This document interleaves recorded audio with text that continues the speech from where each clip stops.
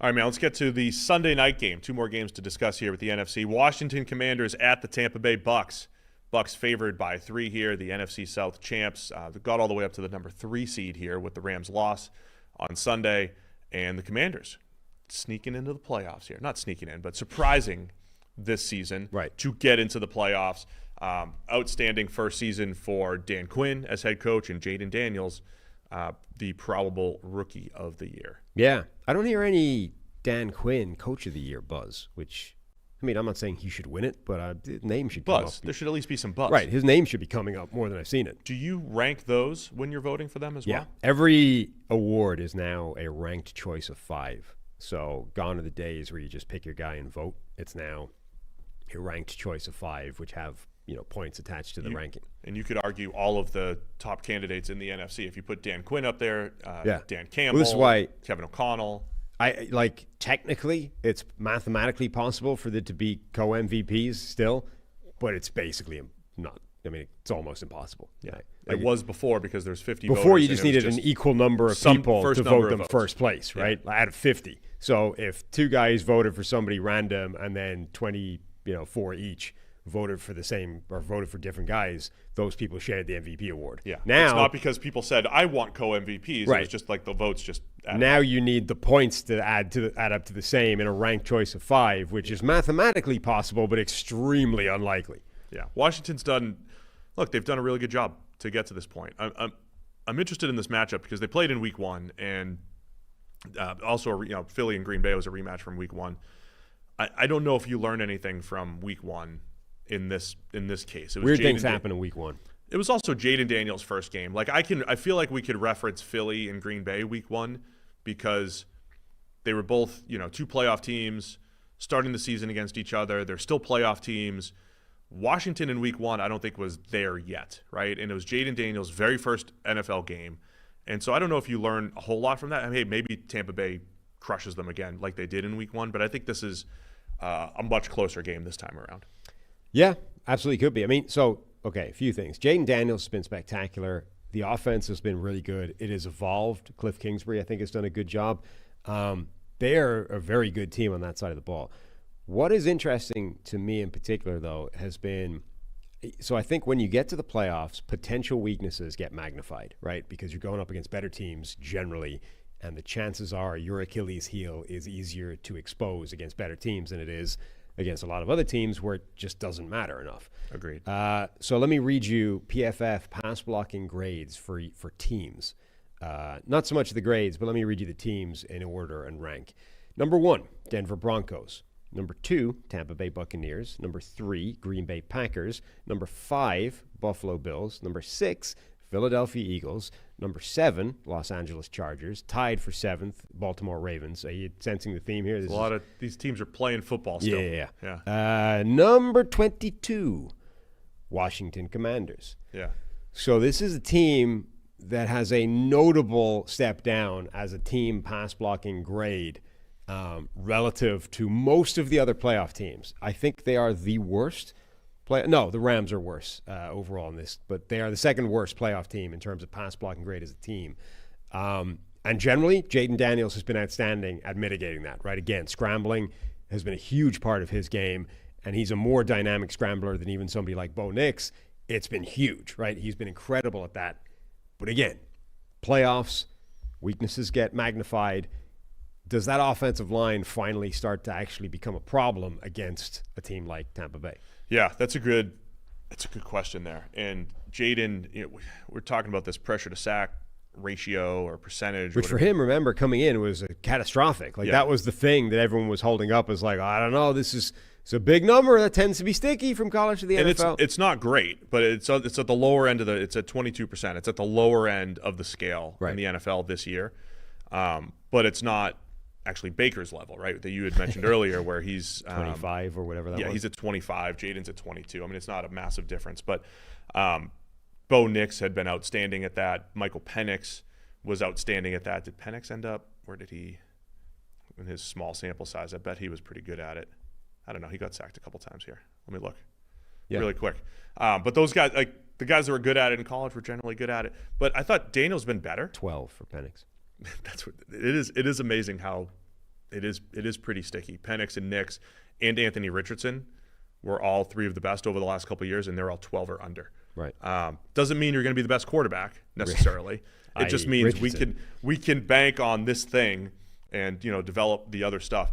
In Daniel's case, every other advanced metric, whether it's QBR, which emphasizes EPA and running, whether it's just EPA per play, every other Jaden Daniels metric has been good, right? And has offset the sacks because of the way he scrambles and the way, I think the Washington game against Atlanta was very telling, and I think that's what Washington wants to do. And not to overrate one game, but the second half of that game against Atlanta, where they had the first two drives where they go 11 plays, 12 plays, and they have these 13, 12, 14 play drives, right? These long drives. And they were breaking out wing T, Jaden Daniels design runs, right? They were breaking out a few extra wrinkles and saying, Jayden, go take over the game. And now against a Tampa Bay team that is explosive, man. I mean, this is a team that's putting up a lot of points the last couple of years. Baker Mayfield, we always talk about his aggressiveness. Mike Evans' ability to create big plays. Jalen McMillan now creating big plays as a rookie third rounder. I think Washington wants to play this, hey, we want an 8-possession each game. And we're going to shorten this thing up, and it takes pressure off of our defense. And we can do that because we've got this grinded out run game, and we also have our break glass in case of emergency, just like Buffalo has Josh Allen, is we could put the ball in Jaden Daniels' hands. Yeah. And one more stat here. Commanders EPA per play against the run, because our friends at PFF have done a really good job of tracking blitzes, not just on pass plays, but on run plays as well. The Commanders are by far the best running team against the blitz. And we know that the Bucs are going to come after you about 50% of the time. So the Bucs run blitz more than any team in the league. So there's this matchup here where I think Washington might be able to play this ball control game. Got to win in the red zone, which they weren't doing earlier in the year. Got to win in the red zone and keep it close and keep the Bucs offense maybe off the field. How much of that is scrambles? This is design run stuff. Design run stuff. Yeah. Okay. This isn't. It should take scrambles out of it. Right. I hope. Let me double check. Okay. Let's go look it up. But that is where the way I described Daniels earlier in the year, right, is like he didn't just throw incompletions to throw it. He would turn that into 5- and 6-yard gains. Yeah. He's been very efficient when it comes to that. No, he has. He's been excellent at that. I am always curious in Tampa Bay games what kind of impact Vita can make. I feel, maybe I'm wrong about this, but I feel like his inconsistency on a game-to-game basis, on a down-to-down basis, I'm trying to figure out how to phrase this. I don't think it's laziness, but I feel like a player is like that talented, is capable of turning it on more when it really matters, because he is physically capable of doing it. His high-end plays, you watch them, you're like, how are you not the best player in the NFL? Like, you were able to toss aside 320-pound offensive guards or run them right over and make this look like a joke, right? Why does that only happen once in this game? Why does it not happen like every 3 plays? I do wonder if he's capable of going, okay, it's the playoffs now. This is big. Let's just crush. Let's just dominate. I was curious what Vita Vea's grades were in playoff football. They are better than his standard baseline. Now, he's only played like 240 snaps of playoff football, so it's not like we're getting, a season's worth of sample size here. But generally, Vita Vea has been better in the playoffs than he has been in the regular season. I wonder if you get a game where he just decides to wreck shop against an offensive line that, on paper heading into the year, looked rough, has been fine, but as we said before, is, lower third in terms of pass blocking, or lower middle third in terms of pass blocking, and could be a problem against a dominant player. We were talking about that. Was it the fourth down the other day? We were watching him closely in the Saints game, right? And he had like one play where he's just depositing players into the backfield, and then it's like, all right, 4th and 1, just hold the point, and he's just shooting a gap upfield and getting out of position. Some of it I agree is like decision making. It's like, why are you shooting a gap on the wrong side of a play to get into the backfield? It's never coming in that direction anyway. Like, just stand there at the point of attack and don't move. Like, play Grady Jarrett for a game. Late era Grady Jackson. Late era Grady Jackson, where he was like 425 pounds and his job was to just stand up on a run play. Yeah. Just stand up and lean forward. And then 2 people have to occupy you just to stop you hitting the ground. And then that's all he did. He just stood there and occupied multiple gaps and stopped the run play that way, right? Do that on short yardage. That's all I need you to do. Don't try and get into the backfield. Just simply occupy those 2 gaps and that, 5-yard width area of space. And he doesn't. For some reason, too often, he tries to make a play that isn't his to make. That matchup in particular, Tyler Biadasz, who's been just a good, dependable center through the years, he's been banged up. Don't know what his status is going to this game, or status was listed as questionable. Right. So I hate all questionables, because you got to dig a lot deeper to figure out what the prediction looks like. But he's questionable, and that could be just a massive matchup up front. Michael Dieter, the potential backup there for Washington. Yeah, and the Bucs, look, they have some horses to cause problems. I mean, Vita we talked about before, leads the team. Second in the team in pressures this year. Has 50 pressures, is capable of those games. Yaya Diaby, one of the most underrated pass rushers in the NFL this year, has 65 pressures, has been a force as well. Like, he's a disruptive playmaker in his second year. They've got some players that can cause problems against an offensive line that is generally, it's been good, like overall because of Jaden Daniels, but is a potential weakness. I did look up the rushing numbers. So just running backs, this is wild actually, just running backs running for the Commanders. So I'll take out even Jaden Daniels' designed runs. Their EPA per play is 0.22. And I know these numbers just sound like gibberish. Abstractions. 0.22, which is really high for any sort of run play. The next closest team's 0.07. So they're like 3x the next closest team running against the blitz, and only 7 teams have positive EPA per play running against the blitz. It is actually... and again, maybe an injured Biadasz or not having Biadasz changes a lot of this up front for what Washington can do. But their run game has been essentially you're running into the teeth of the blitz, and it doesn't matter. They're designed well enough to get these guys into space and create big plays or create efficient plays. So that's one potential matchup. I do think what you're mentioning, the pass blocking, could be a massive issue. I really think this becomes from Washington's perspective, a lot on Jaden Daniels' plate, both as a runner, as a passer. And then from a Bucs perspective, we've got the potential playoff matchup. Playoff Lattimore versus Evans. That could be fun. You've also got, just from a quarterback perspective, like you've got 2 quarterbacks that really have been shouldering the burden in different ways. But Jaden Daniels has been doing that all season long. Last week they were in trouble. Like the backups, the shell of whatever remained of the Saints team had Tampa Bay on the ropes, until Baker Mayfield just decided, no more. I'm taking over now. I'm going to make some plays. I'm going to drop some dimes, and we're winning this game right from this moment. Baker's done that quite a lot this year. And generally, early in his career, this was a weakness. Like anytime Baker Mayfield got set up with like a 2-minute situation to drive and win, it's like, no chance. Interception is coming. Turnover is coming. Fumble. Just general Baker disaster is on the way. And that's how you got to like 0-43 in situations for his career where he was down 10 points at any point in the game. And then this season, now you're seeing like it's gone the reverse. And that's when he's at his best. When they're in trouble, has been the best version of Baker Mayfield. When the pressure's on, all of a sudden we're seeing sort of, Oklahoma Baker Mayfield, where he's like up back against the wall. That's when you're getting the best version. And then the finest example maybe against the Saints, they're down 10, and Baker goes, right, forget this. Now we're fixing this. He's been absolutely balling out in those situations this year. And maybe, is this his career year? Like, he had a really good year in Cleveland as well. He's got career. If you look at touchdowns, if you look at yards, if you look at PFF grade, I think it's his highest in a whole bunch of different areas. Yeah.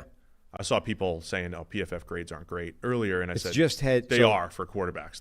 If you're isolating the quarterback, they absolutely are. Overall, his grade is just edged above the 2020 season. His passing grade was better in 2020, though. But either way, like, you can make an argument this is the best year or the best version of Baker Mayfield we've seen. The number that stands out, though, because if you take out the turnover-worthy plays, he's got 25 turnover-worthy plays. Is that number one? But yeah, it's number one in the NFL, 3.6%. That's on the higher end. That's the game to me. Is Mayfield's had these stretches this season where end-of-half decision-making hasn't been great. where he's put the ball in harm's way. He did it. He had 3 turnover-worthy plays against Dallas. The last 2 weeks, though, no turnover-worthy plays against Carolina and against the Saints, and he had 90-plus PFF grades, really efficient games, almost a perfect passer rating against Carolina. When he takes care of the ball, he gets in these stretches where he's hot and makes a lot of good decisions, but he's had 1, 2, 3, 4, 5, 6, 7, 8 games with multiple turnover-worthy plays. And so, to me, that's also the game, right? For a Washington team that I think can play ball control and essentially steal a possession, right? You have two explosive offenses, really. They've both put up a lot of points. But Washington might be able to steal a possession by their ball control type of style. Right. If they steal another possession or 2 with turnovers, that's where I think it becomes tough for Tampa Bay. But the Bucs I think they're a little better team, trending in the right direction right now. I also think they have that go on a run ability, right? They could go one and done. They also have this Baker, Evans, Bucky Irving all get hot and they go on a run here. So I think this is one of the games of the weekend here. Baker has 4 PFF game grades this season above 90. And then 1, 2, 3, 4, 5, 60. 5 that are in the orange in terms of like below average performances. Yeah, don't forget the red. And a bad game. That's quite a wild roller coaster ride. Yeah, the Carolina game, the first Carolina game where he was playing through injury and just firing the ball to the defense a couple times. So some volatility to Baker Mayfield's game. It's all landed at really good production, right? Not to try to take anything away from him. But he absolutely goes through stretches, like the Baltimore game on Monday Night Football, right? He's hot, and then bad red zone decision, right? So he's got to stay. And 5 turnover-worthy plays. In 5 total, right? And so he's got to stay on point in this game, I think, so that because every possession is going to matter in this one. Yeah, every single one of those elite games in a season has 0 turnover-worthy plays in them. I mean, to an extent, that's it's hard to have a really high grade if you've got a turnover-worthy play in there. But it's one of the stories, right? He's had both ends of the spectrum here. Like if you get good Baker in this game, they have a real shot of winning. If you get Baker that's multiple turnover-worthy plays, kind of challenging. It's going to be a good one, man. It's going to be good. Anything else to discuss here? Thoughts and prayers to the people of Central Florida because it's going to get all the way down to 65 for this game. I love that you've got the weather report everywhere here. Yeah, night's going to be cool, crisp. Right. Cool, crisp evening. Mm-hmm. No rain whatsoever. Clear sky. Oh, wow. It's beautiful football weather. Mid-fall weather, not January weather. Yeah, not even mid, like early. This is a rematch from the 2020 playoffs, by the way. 2020 This playoffs. is Bucs football team. Bucs versus football team was the first game on the 2020 Bucs Super Bowl run in the wild card. This was Taylor Heineke. This was the year that Taylor Heineke had the best performance of anybody against that Bucs team. The Bucs played Taylor Heineke, Drew Brees, Aaron Rodgers, and Patrick Mahomes, and Taylor Heineke by far had the best performance of any of those 4 quarterbacks on Tampa Bay's Super Bowl run. He had like a 92 grade or something insane. It was like he was unbelievable. Ridiculous. They scored 23 points. They almost pulled the upset because of Taylor Heineke. Taylor Heineke with a 92 PFF grade, 300 yards, like five big-time throws, 0 turnover-worthy plays, and was a scrambling monster from what I remember as well. He may have had more big-time throws than Brees, Rodgers, and Mahomes all had combined. Yeah, 46 yards on the ground, another touchdown, like 3 broken tackles, 3 10-plus yards, 6 scrambles. Like, Taylor Heineke absolutely balled out. Don't know against the Super Bowl Bucs, and now is like a garbage backup that can't go on the field. You just don't know what's going to happen in the playoffs. That's why. This is back to did everybody screw up the draft with Joe Milton, or did he simply have the Drew Lock game a week later and now gets to sit down and never have the next game? Like, the Taylor Heineke game also happened like with Milton. You're like, oh, it was against Buffalo backups. Heineke did this against the Bucs, who again went on to play Brees, Rodgers, and Mahomes, and he played better than all. But it's the hilarious part of the NFL that I love, that you can just randomly show up and absolutely ball out. And if you time it right, people think it's a thing as opposed to just random week 1 variance, right? Like Joe Milton gets the benefit of now being able to sit down and never have week 2. right? I mean, Heineke did too. It's like, you just tough loss. Right. Tough loss against Brady and the And Bucs. that earned him like a starting shot. Yeah. Like, that's the thing. If he'd come back the next week and played like crap, we never would have had the Taylor Heineke era. But because he didn't, because it was like, wow, look how amazing he was in a loss to the Bucs. It's like, let's give him a shot. Whereas Drew Lock comes back in week 18 and is Drew Lock again. It's like, yeah, clearly that was just a fluke, you know? All right. You'll make a pick here? Bucs by 3. Bucs by 3. Over-under's 50.5. Ooh, I'm going to go. Two high-scoring teams. I'm going to go with the Commanders. I'm also taking the Commanders. I hate this because I think the Bucs are the team that can get hot and go on a run here. Get hot. Hot Baker. Hot streaky Baker. Hot Baker. I'll take Washington, though. I also would lean under on that, I think. I just have it in my head that the run game here, both teams, the run games are going to slow the game down just a little bit. Mm-hmm. Thanks for watching all the way to the end of our video. For more great content, click here to subscribe and here to watch another video. We'll see you again soon.